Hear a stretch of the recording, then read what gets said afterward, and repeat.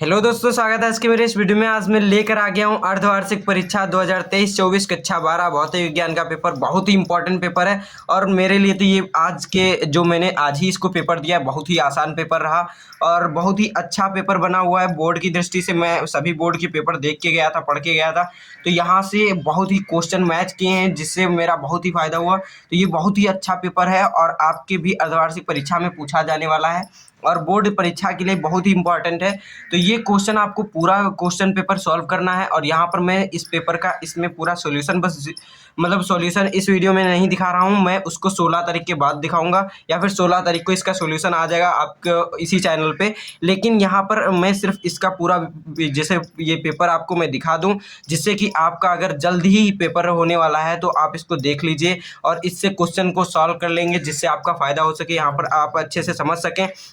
इसीलिए मैं यहाँ पर आपके लिए ये पेपर लेके आया हूँ। इसके बाद मैं इसका सॉल्यूशन वीडियो पूरा फिर से अपलोड कर दूंगा। तो यहाँ पर आप इसी का फुल सॉल्यूशन वीडियो जो है एक दूसरे चैनल पे भी अपलोड हो सकता है, पहले उस पर हो सकता है अपलोड। इसलिए अगर आपको बहुत ही जल्दी देखना है तो उस चैनल को सब्सक्राइब कर लीजिए। यहाँ पर मैं डिस्क्रिप्शन में उसका लिंक डाल दिया हूँ और ऊपर आपको कार्ड में देखने को भी मिलेगा, तो उसको आप सब्सक्राइब कर लीजिएगा, जिससे वहाँ पर आपको जल्द से जल्द पेपर देखने को मिल जाए।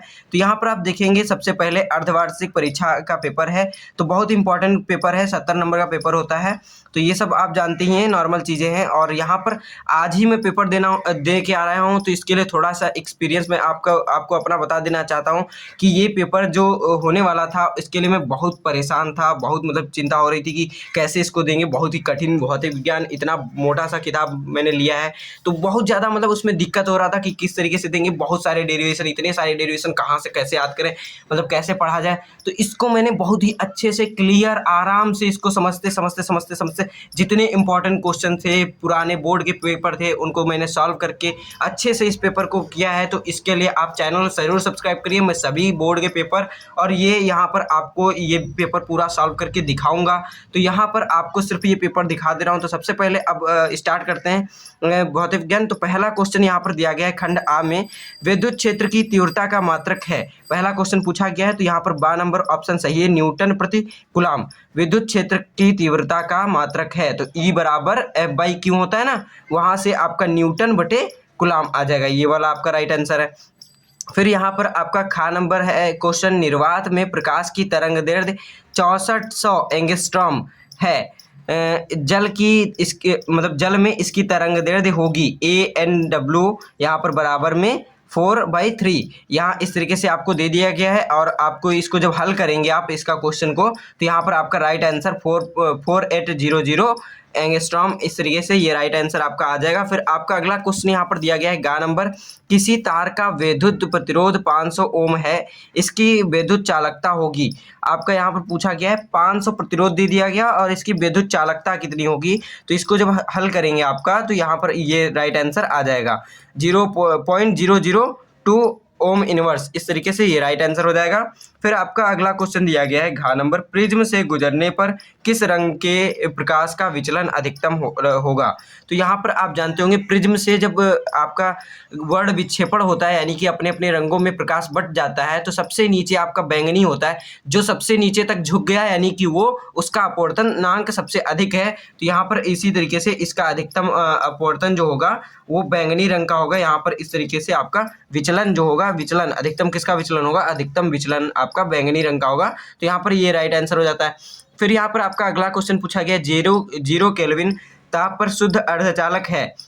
जो आपका अर्धचालक होता है जीरो केल्विन ताप पर आपका विद्युत रोधी की तरह कार्य करता है। फिर आपका यहाँ पर अगला क्वेश्चन दिया गया है बहुविकल्पी 4 नंबर, एक इलेक्ट्रॉन पर आवेश E तथा द्रव्यमान M है तथा एक इसका विद्युत क्षेत्र E है, तो इसमें गतिमान त्वरण क्या होगा। तो त्वरण का आप फार्मूला जानते होंगे, बल बटे आप F=ma पढ़े ना, वहाँ से आप बल बटे द्रव्यमान कर देंगे। तो बल यहाँ पर क्या है, E जो है ये एक इलेक्ट्रॉन का आवेश है और E जो है विद्युत क्षेत्र की तीव्रता है। तो आवेश Q गुणे E क्या होता है, आपका बल होता है, बटे में M द्रव्यमान है। तो E जो है आपका आवेश है, E है आपका विद्युत क्षेत्र की तीव्रता, तो यह बल हो जाता है, बल बटे द्रव्यमान आपका ये हो जाता है ये त्वरण। इसका त्वरण जो हो जाता है ये राइट आंसर आपका सही हो जाता है 12 नंबर। फिर यहाँ पर आपका खंड बा दिया गया है, एक चालक पर 2.4 × 10⁻⁻18 कूलाम धनावेश है, इस चालक पर कितने इलेक्ट्रॉनों की कमी या अधिकता है। तो यहाँ पर आपका इलेक्ट्रॉनों की कमी आएगी क्योंकि धनावेश है, और इस पे जब आप निकालेंगे Q इक्वल्स NE से, तो वहाँ पर आपको राइट आंसर देखने को मिल जाएगा। और इसका आप जानते हैं कि यहाँ पर मैं सिर्फ बहुविकल्पी का क्वेश्चन का आंसर तो बता दिया हूँ, लेकिन ये जो है क्वेश्चन बताने के लिए टाइम लगेगा। लेकिन मेरा अगले दिन फिर से आपका इंग्लिश और मैथ का बहुत पास एक दूसरे दिन में मतलब तुरंत दे दिया गया है, अगले दिन फिर इसी तरीके से। तो इंग्लिश और मैथ का तैयारी बहुत ही ज़रूरी करना है मेरे लिए, तो उसको मैं करूँगा, और उसके लिए भी शायद आपको कुछ हेल्प करने के लिए कोई वीडियो अपलोड कर सकता हूँ इंग्लिश के लिए या फिर मैथ के लिए। तो उसके लिए आप निश्चिंत रहिए, वीडियो इस चैनल पे अपलोड होते रहेंगे। और यहाँ पर आप देख सकते हैं इसका सॉल्यूशन जो है उस पे मिलेगा। तो यहाँ पर मैं इसको आपको पूरा बस क्वेश्चन पेपर दिखा दे रहा हूँ। तो खंड बा यहाँ पर इस तरीके से हो जाता है। फिर आपका बहुत ही इंपॉर्टेंट क्वेश्चन पूछा गया है, विभव प्रवणता से आप क्या समझते हैं। विभव प्रवणता क्या होता है, जो दूरी के साथ किसमें विभव में जो परिवर्तन होता है वो विभव प्रवणता होता है, और यही आपकी विद्युत क्षेत्र की तीव्रता होती है। फिर यहाँ पर आपका विद्युत क्षेत्र E इतना दे दिया गया है, और न्यूटन कुलाम इसका मात्रक यहाँ पर लिख दिया गया। एक तल के पृष्ठ क्षेत्रफल वेक्टर A 10 आई कैप है और मीटर स्क्वायर से गुजरता है। विद्युत फ्लक्स ज्ञात कीजिए। तो इसका आप E A cos थीटा से कर देंगे, डॉट प्रोडक्ट निकालेंगे तो यहाँ पर I इंटू मतलब 3 इंटू 10 हो जाएगा, तो 30, यहाँ पर 30 इसका राइट आंसर आ जाएगा, विद्युत फ्लक्स आ जाएगा, और उसका आप मात्रक आराम से लिख सकेंगे यहाँ पर। फिर आपका यहाँ पर अगला क्वेश्चन मैं दिखा दे रहा हूँ, अगले पेज पे है।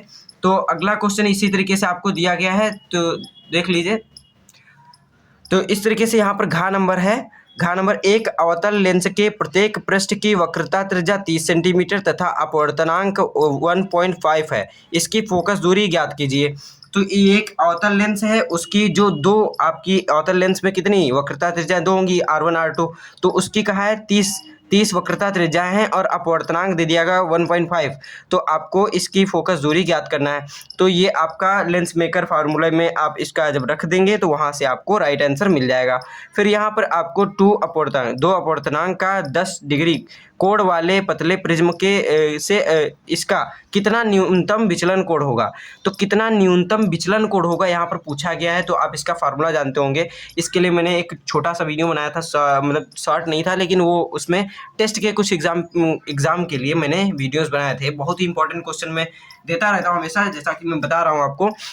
तो उसमें भी ये क्वेश्चन मैंने कराया था, और बहुत ही इंपॉर्टेंट क्वेश्चन है। तो न्यूनतम विचलन कोण डेल्टा M बराबर होता है आपका n-1 इंटू प्रिज्म कोण। तो यहाँ पर आप इसका जब कर देंगे हल, तो यहाँ पर आपका आंसर आ जाएगा। फिर यहाँ पर आपका बहुत ही आसान क्वेश्चन ये आया है, और आपको देखने में बड़ा डरावना लगेगा और बहुत बड़ा लग रहा होगा, लेकिन ये जो क्वेश्चन है एकदम आसान है। एक लाइन में भी नहीं होगा, आधी लाइन में तुरंत हो जाएगा, समझ लीजिए बस। तो इसमें कुछ करना ही नहीं है। मैं देख के गया था, क्वेश्चन बैंक मैंने खरीद रखा है, तो वहाँ पर मैंने देखा था, तो उसमें देखा डायरेक्ट संयुक्त, जो यदि संयुक्त सूक्ष्मदर्शी, मैं आपको बता देना चाहता हूँ, फिजिक्स में अभी ज़्यादा कुछ मैंने ज़्यादा नहीं पढ़ा है, तो बहुत कम ही पढ़ा था अभी 12th का। इतना दिन तो शुरुआत में टाइम बर्बाद जाता है, लेकिन अर्धवार्षिक में थोड़ा आंखें खुलती हैं, तो वहाँ से थोड़ा कुछ स्टार्ट हो जाता है पढ़ना। सभी को अक्सर ऐसा ही होता है, लेकिन कुछ बच्चे जो होते हैं शुरुआत से पढ़ते रहते हैं, उसका अलग बात है। यहाँ पर मैं भी एकदम नॉर्मल आप लोगों की तरह ही हूँ, तो यहाँ पर मैं बता देना चाहता हूँ। इसको मैं देख के गया था पहले ही घर से, लेकिन जैसा कि मैं देखा था वैसे ही डिक्टो क्वेश्चन आ गया, मुझे बहुत खुशी हुई। यहाँ पर यदि संयुक्त सूक्ष्मदर्शी के अभिदृश्यक तथा नेत्रिका लेंसों के आवर्धन क्रमशः M1 व M2 हैं, तब सूक्ष्मदर्शी की आवर्धन क्षमता का सूत्र लिखिए। M1 इंटू M2 कर देना है, बस गुणा का चिन्ह लगा के इसको लिख देना है। सूक्ष्मदर्शी की आवर्धन क्षमता का सूत्र M1 इंटू M2 हो जाएगा। ये आपका राइट हो जाएगा आंसर, बस तुरंत आ गया, काम खत्म इसका। फिर यहाँ पर आपका तीसरा, अपवाह वेग की परिभाषा दीजिए तथा अपवाह वेग का एवं धारा घनत्व में संबंध बताइए। बहुत इंपॉर्टेंट क्वेश्चन है, और एकदम लास्ट टाइम पे इसको भी मैंने किया था। फिर एक तार का प्रतिरोध 2 ओम है, यदि तार की त्रिज्या आधी कर दे तो नए तार का प्रतिरोध ज्ञात कीजिए। यहाँ पर इस तरीके से इसमें आपको ज्ञात कर लेना है। बहुत ही आसान क्वेश्चन है, लेकिन अगर आपको कठिन लग रहे हैं और मैं आसान कह रहा हूँ, तो आपको अगर दिक्कत हो रहा है तो ये नहीं कि हाँ ये आसान बोलते जा रहे हैं, कठिन है ये सब क्वेश्चन। कठिन नहीं है, कुछ बच्चे वैसे भी कहेंगे कि आसान है, जो बहुत ज़्यादा पढ़ रखे हैं इतने दिन में, लेकिन मैं भी इस तरीके से कह रहा हूँ जिससे कि मेरा अच्छा पेपर गया है, और मैं पूरा पढ़ के गया था, मुझे पता था कैसे क्या आने वाला है। इस तरीके से मतलब आइडिया कुछ लग जाता है ना एग्जाम पेपर पुराना देख के, तो उसी तरीके से मैं आपको भी इतना अच्छा तैयारी करवा देना चाहता हूँ कि एकदम बोर्ड में आपका एकदम अच्छा नंबर आए, बहुत अच्छा है, प्रशंसनीय आए। तो इसलिए आप चैनल को जरूर सब्सक्राइब रखिएगा, तो यहाँ पर आपको अच्छे से अच्छे कंटेंट मिलते रहेंगे। तब यहाँ पर अगला क्वेश्चन आप देख लीजिए, 5 डायोप्टर तथा -3 डायोप्टर क्षमता वाले दो लेंस संपर्क में रखे हैं, संयोजन की फोकस दूरी तथा क्षमता ज्ञात कीजिए। यहाँ पर आपको सीधे इन दोनों को जोड़ देंगे तो संयोजन की आपकी जो क्षमता होगी वो 2 डायोप्टर निकल के आ जाएगी, तुरंत आंसर इसका प्राप्त हो जाएगा। और इसकी फिर फोकस दूरी आपको ज्ञात करना है। तो फोकस दूरी क्या होती है, आपकी ये क्षमता है उसका उल्टा फोकस दूरी हो जाता है। उल्टा में क्या करेंगे, इसको अब मीटर में, सेंटीमीटर में, अब मीटर में आएगा 1/2 आएगा, मीटर में आएगा उसको सेंटीमीटर में बदल लीजिएगा, क्योंकि फोकस दूरी यहाँ पर जो क्षमता होती है, क्षमता P = 1/f मीटर में दिया होता है ना, तो 1/2 जो है वो मीटर में है, तो उसको आप करेंगे जब हल तो मिल जाएगा। और फिर यहाँ पर इसी तरीके से देखिए, बहुत ही आसान क्वेश्चन है, इनको मैं फुल वीडियो सॉल्यूशन वीडियो लाऊंगा। अभी इस वीडियो को लाइक कर दीजिए जिससे अगले वीडियो के लिए मुझे मोटिवेशन मिले और आपके लिए आगे के आगे जल्द से जल्द वीडियोस आते रहें। कल मैंने हिंदी का 11th का क्वेश्चन पेपर मैंने प्रोवाइड कराया, शाम को बहुत सारे लोगों का कमेंट आ रहा था कमेंट की भैया अपलोड कर दीजिए ये वाला क्वेश्चन पेपर, हिंदी का क्वेश्चन पेपर अपलोड कर दीजिए। तो मैंने 11th का, आज मेरा फिजिक्स का पेपर था लेकिन कल मैंने हिंदी का अपलोड किया, क्योंकि उन लोगों का इतना रिक्वेस्ट था और मुझे कमेंट पढ़ने में बहुत मज़ा आता है। तो जैसा कि आप जानते हैं, कमेंट आते ही मैं तुरंत रिस्पांस देता हूं उस पर, कभी लेट हो गया तो हो गया, नहीं तो हमेशा रिस्पांस देता हूं, तो इसका आप ध्यान रखिए। यहाँ पर आपको हमेशा रिस्पांस दिया जाता है कुछ ना कुछ। तो क्रांतिक कोण की परिभाषा, चौथा क्वेश्चन है, यहाँ से 3 नंबर के क्वेश्चन आपके स्टार्ट हो गए। क्रांतिक कोण की परिभाषा दीजिए, प्रकाशिक तंतु की कार्यविधि का उल्लेख कीजिए। फिर यहाँ पर क्रांतिक कोण, आप क्रांतिक कोण जानते होंगे कि आपतन कोण, वह आपतन कोण का मान जिस पर कि अपवर्तन कोण का मान कितना हो जाता है 90 डिग्री, वो आपका क्रांतिक कोण कहलाता है। फिर प्रकाशिक तंतु का कार्यविधि, ये थोड़ा सा लंबे में लिखना है लेकिन है आसान, ये ऑप्टिकल फाइबर वाला है। और इससे पहले भी मैं एक अर्धवार्षिक का जो पेपर है उसको भी मैं अपलोड कर चुका हूँ, वहाँ पर उसको आप अगर आप देख लेंगे तो बहुत ही इम्पोर्टेंट पेपर है वो भी, उसको मैंने पूरा हल कराया भी है फुल सॉल्यूशन, तो उसका आप देख ले सकते हैं। आपको कार्ड में देखने को मिल जाएगा, वहाँ पर कार्ड में ऊपर आ रहा होगा, उसको क्लिक करेंगे तो वो आपको वीडियो ओपन हो जाएगा, वहाँ से आप वीडियो वो वाला देख सकते हैं। बहुत ही इंपॉर्टेंट क्वेश्चन पेपर है, वो भी अर्धवार्षिक का था और उसको मैंने सॉल्व किया था, दूसरे स्कूल का था, उसको मैंने सॉल्व करके पूरा ये उसका फुल वीडियो सॉल्यूशन में अपलोड कर चुका था अपने अर्धवार्षिक से पहले ही, तो वहाँ से भी आप देख सकते हैं। फिर यहाँ पर आपका अगला दिया गया है क्वेश्चन, अगला जो क्वेश्चन है गोली, आपका इसके ऊपर यहाँ पर देखेंगे, व्हीट स्टोन ब्रिज का परिपथ आरेख बनाइए और इसके संतुलन का शर्त ज्ञात कीजिए। इसके संतुलन की शर्त जो होती है वो आपको बताना है, या फिर अगर आपको ये वाला नहीं आ रहा है तो ये यहाँ पर ये आप कर सकते हैं, क्या है, पूर्ण आंतरिक परावर्तन से आप क्या समझते हैं, इसकी शर्तें लिखिए। तो ये बहुत ही इंपॉर्टेंट क्वेश्चंस हैं, जैसा कि मैं बार बार बता रहा हूं, तो इनको आपको करने के लिए बहुत ही इंपॉर्टेंट है। गोली पृष्ठ से अपवर्तन का सूत्र स्थापित कीजिए, गोली पृष्ठ से अपवर्तन का सूत्र स्थापित कीजिए, इस तरीके से आपको बता देना है। और अथवा में, इसके भी अथवा में यहाँ पर अब हर एक क्वेश्चन का अथवा में एक क्वेश्चन मिल जाएगा, ये करिए या फिर वो करिए, ऑप्शन मिल जा रहा है आपको, कोई भी जो आसान पड़ रहा है वो आप करिए। तो इस तरीके से यहाँ पर देख लीजिए। फिर आपका अगला क्वेश्चन है, गॉस का प्रमेय सिद्ध कीजिए, लिखिए और सिद्ध कीजिए। तो इस तरीके से आपको गॉस का प्रमेय और लिखना है और सिद्ध करना है। प्रमेय यानी उसका परिभाषा जो है वो आप लिख देंगे और प्रमेय किस तरीके से वो होता है उसको आपको सिद्ध कर देना है। 4 नंबर में क्वेश्चन है। फिर यहाँ पर आपको मुक्त इलेक्ट्रॉनों का अपवाह वेग के आधार पर ओम के नियम को प्राप्त कीजिए। तो बहुत इंपॉर्टेंट क्वेश्चन है, इसको मैंने किया भी था। फिर यहाँ पर मैंने देखिए हर एक में से एक एक मैं करता आ रहा हूँ, तो यहाँ पर जो आसान पढ़ते थे मुझे वही मैं करता आया, जो बड़ा ज़्यादा लग रहा था, जो मतलब लग रहा था उसमें डाउट हो सकता है, कोई गलती हो सकती है, उसको मैं छोड़ दे रहा था। और जो इम्पोर्टेंट मतलब कि यहाँ पर अथवा में है ना, तो दो में से कोई एक करना है, तो करिए कोई भी एक। फिर यहाँ पर आपका 8वां नंबर क्वेश्चन है, सूक्ष्मदर्शी संयुक्त सूक्ष्मदर्शी का आवर्धन क्षमता का सूत्र निगमित कीजिए। अंतिम प्रतिबिंब स्पष्ट दूरी की न्यूनतम दूरी पर बनता है, ये आपको बताना है। फिर यहाँ पर आपका विशिष्ट प्रतिरोध की परिभाषा तथा मात्रक लिखना है, या फिर विशिष्ट चालकता एवं धारा घनत्व में संबंध स्थापित करना है। तो इस तरीके से ये आपका क्वेश्चन हो जाता है। फिर आपका अगला 9वां क्वेश्चन दिया गया है, लास्ट क्वेश्चन है ये, निरक्षीय स्थिति में विद्युत द्विध्रुव के लिए विद्युत क्षेत्र की तीव्रता का सूत्र स्थापित कीजिए। बहुत इंपॉर्टेंट क्वेश्चन है ये। और अथवा में यहाँ पर दिया गया है, किरचॉफ के नियम को परिपथ चित्र बनाकर समझाइए। एक सेल में 0.5 एम्पियर धारा लेने पर उसका विभवांतर 1.8 वोल्ट तथा 1 एम्पियर धारा लेने पर 1.6 वोल्ट हो जाता है। सेल का आंतरिक प्रतिरोध तथा विद्युत वाहक बल ज्ञात कीजिए। तो इस तरीके से लास्ट अंतिम क्वेश्चन है। तो यहाँ पर वीडियो ये पेपर आपके लिए बहुत ही इंपॉर्टेंट हो, तो वीडियो मैंने बहुत मेहनत से बनाता हूँ और आपको किसी भी समय वीडियो अपलोड करके आपके लिए बहुत ही सही टाइम पे मैं अपलोड करता हूँ। तो अगर वीडियो को अभी तक चैनल को सब्सक्राइब नहीं किए हैं तो चैनल को सब्सक्राइब कर लीजिए और वीडियो को ज़रूर लाइक किया करिए, जिससे कि हमें थोड़ा सा उससे बढ़िया लगता है, जिससे कि आगे बनाने में और अच्छा लगता है। और जब तक वीडियो पे लाइक नहीं आता है तब तक मज़ा नहीं आता कि हाँ वीडियो पे लाइक नहीं आए। और इस तरीके से वीडियो पे लाइक ज़रूर किया करिए, बड़े दिल वाले माने जाएंगे आप। जैसे कि मैं देखिए आप की तरह 12th में हूँ और आप ही को बता रहा हूँ सभी क्वेश्चंस, इंपॉर्टेंट जो क्वेश्चन है वो आप ही को मैं बता दे रहा हूँ। तो यहाँ पर आप जो साथ में बैठेंगी आप ही के साथ मैं भी परीक्षा दूंगा, तो उसमें आपका भी बहुत फ़ायदा है, मेरा भी फ़ायदा है। मैं सोचिए कितने लोगों का भला साथ में कर रहा हूँ एक साथ। तो उसमें वीडियो को ज़रूर लाइक करिए। मिलते हैं अपने अगले वीडियो में, तब तक के लिए धन्यवाद। तो यहाँ पर आपका इसके बाद अगला क्वेश्चन है वैद्युत द्विध्रुव तथा द्विध्रुव आघूर्ण को परिभाषित कीजिए। तो यहाँ पर आपको वैद्युत द्विध्रुव की परिभाषा देना है और फिर विद्युत द्विध्रुव आघूर्ण की परिभाषा देना है। यहाँ पर इस तरीके से आपको यहाँ पर 3 नंबर मिल जाएंगे। इसमें यहाँ पर देखिए ये एक क्वेश्चन हो गया, फिर इसके बाद यहाँ से न्यूमेरिकल इसका स्टार्ट हो जाता है कि 2 × 10⁻⁸ कूलाम मीटर द्विध्रुव आघूर्ण तथा वैद्युत द्विध्रुव आघूर्ण का वैद्युत द्विध्रुव यहाँ पर लिखा है, ये है विद्युत क्षेत्र की तीव्रता, यह है विद्युत क्षेत्र की तीव्रता। यहाँ पर गलत लिखा टाइप है 2 × 10⁵ वोल्ट प्रति कूलाम। वोल्ट प्रति कूलाम किसका मात्रक होता है? विद्युत क्षेत्र की तीव्रता का। तो इस तरीके से यहाँ पर विद्युत क्षेत्र की तीव्रता है और यहाँ पर के विद्युत क्षेत्र में 30 डिग्री पर झुका है। विद्युत द्विध्रुव पर कार्यरत बल युग्म का आघूर्ण ज्ञात कीजिए। तो यहाँ पर आपको टाउ ज्ञात करना है, tau equals PE sin theta. तो P आपका यहाँ पर ये दिया गया है और E जो दिया गया है ये 2 × 10⁵ दिया गया है और sin थीटा 30 डिग्री आप रख देंगे। sin थीटा 30 डिग्री कितना होता है? 1/2।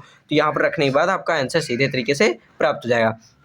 फिर यहाँ पर आपका अगला क्वेश्चन दिया गया समांतर प्लेट संधारित्र की धारिता का व्यंजक निगमन कीजिए। तो ये आपको समांतर प्लेट संधारित्र की धारिता का व्यंजक भी प्राप्त करना है, बहुत ही इंपॉर्टेंट क्वेश्चन है।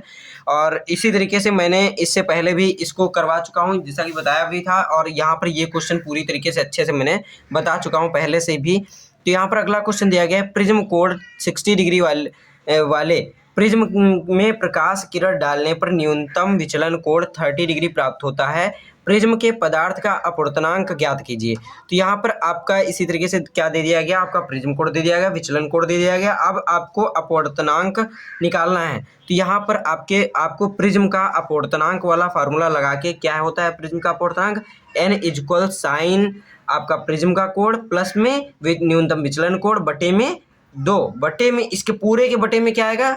sin A/2। ए क्या होता है? प्रिज्म कोण। इस तरीके से यहाँ पर इसका फार्मूला हो जाता है। फिर आपका यहाँ पर अंगा नंबर क्वेश्चन दिया गया पतले लेंस के लिए लेंस मेकर सूत्र लिखिए। इसके आधार पर लेंस के पदार्थ का अपवर्तनांक तथा वक्रता त्रिज्याओं की फोकस दूरी पर प्रभाव की विवेचना कीजिए। क्या प्रभाव पड़ता है आपको वक्रता त्रिज्या और फोकस दूरी में? इस पे आपको विवेचना करना है, यानी उसके बारे में बताना है क्या प्रभाव पड़ेगा अगर ये अगर बदलता है तो इस पे क्या प्रभाव पड़ेगा, इस तरीके से आपको लिखना है। और पतले लेंस का लेंस मेकर सूत्र लिख देना है। तो ये भी बहुत इंपॉर्टेंट क्वेश्चन है।